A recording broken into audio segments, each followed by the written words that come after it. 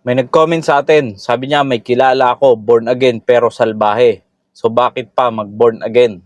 Alam nyo, nakakalungkot isipin na mayroong mga nagsasabi na sila ay na born again na. Pero kung kumilos parang hindi mananampalataya ng Panginoon. Pero alam nyo mga kaibigan, kapatid, hindi naman po kasi lahat na magsasabi na sila ay Christian, sila ay na born again na, ay totoo po yun sa kanilang sarili.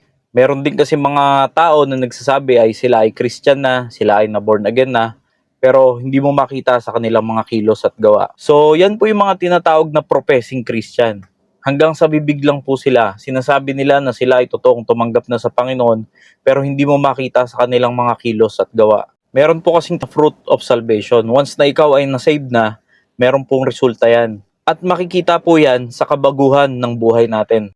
Ngayon, mga kapatid ko mananampalataya, tignan po natin kung ano talaga sinasabi ng Bible patungkol sa mga ganitong issue. In Romans chapter 14 verse 13 sabi dito, "Let us not therefore judge one another anymore, but judge this rather, that no man put a stumbling block or an occasion to fall in his brother's way."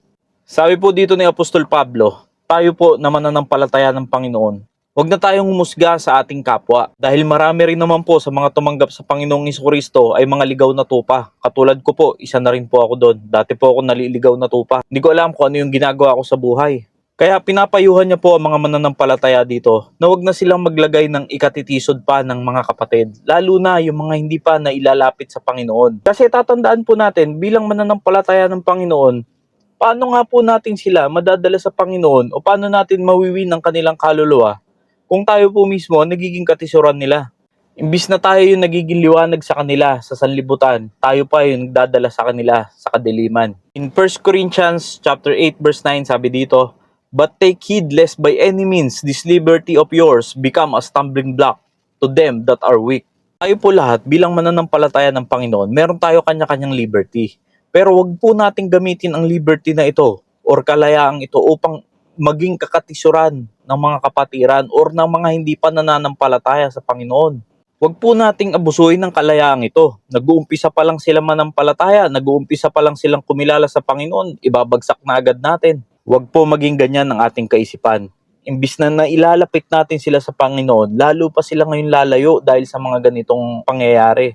Kaya mga kapatid sa pananampalataya, ganito po dapat ang ating ginagawa. In 1 Corinthians chapter 10 verse 33, sabi dito, "Even as I please all men in all things, not seeking mine own profit, but the profit of many, that they may be saved."